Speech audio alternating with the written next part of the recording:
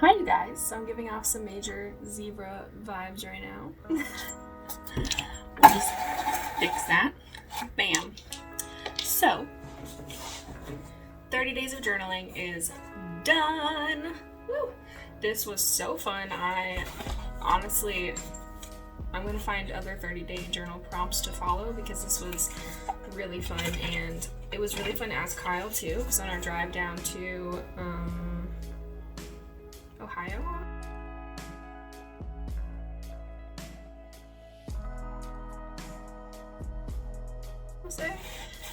We did a lot of traveling recently, so I don't remember which state we were driving to. Anyways, I asked him all of the questions that I felt like were really deep and, self-educational or whatever you want to say. And it was so cool getting the answers because it was things that he didn't really think about very much. And he's like, oh, and then I learned things about him and I got to share things about myself. But really answering the questions just made me think about,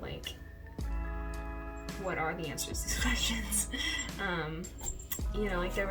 There was some that were easy. It was like, what am I grateful for? And so then I would just make a list.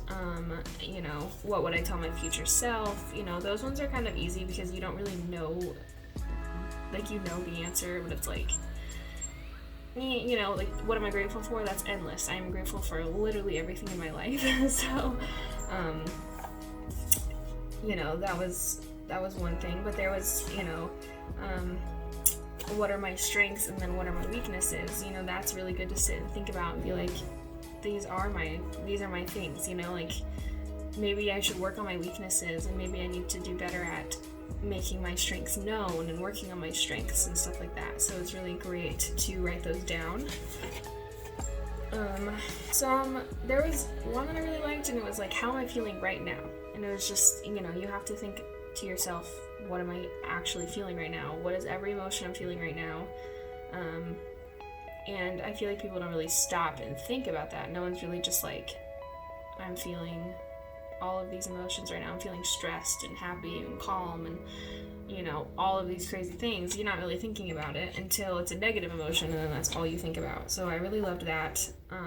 Oh my gosh, this one was one of my favorites. It was, who or what inspires me the most? And my answer is always Kyle. Kyle inspires me like crazy. And when I asked Kyle, he said that I inspired him most, and I literally cried because I didn't expect that, because I feel like I'm kind of like the one who pushes us along, but he's like the leader of the family, he makes things happen and all this other stuff. And so when he said that, I was just like, me? So that was nice. But yeah, so stuff like this,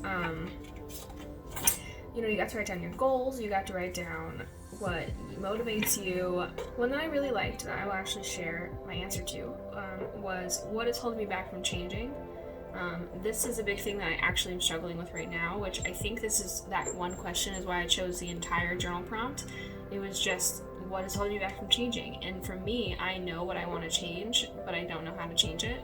I do a lot of research to try to figure out how to change it and what I can do, and learning all about what I want to change, but I just don't know how to change it. And so that was my answer, was knowing how to change is what's holding me back from changing. I know what I want to change, and I just don't know how to do it. It was really hard, but it's, it pushes me to do more research and learn, I need to change what I want to change. So it was amazing. All 30 days I will show you guys, not to get, extra real or anything. Also, I'm going to link the prompts that I followed in my description below. It's from Pinterest. It's awesome. I did share it on Facebook already and my Instagram, which I will list again here. But yeah, so, day 1 through 30. Yay!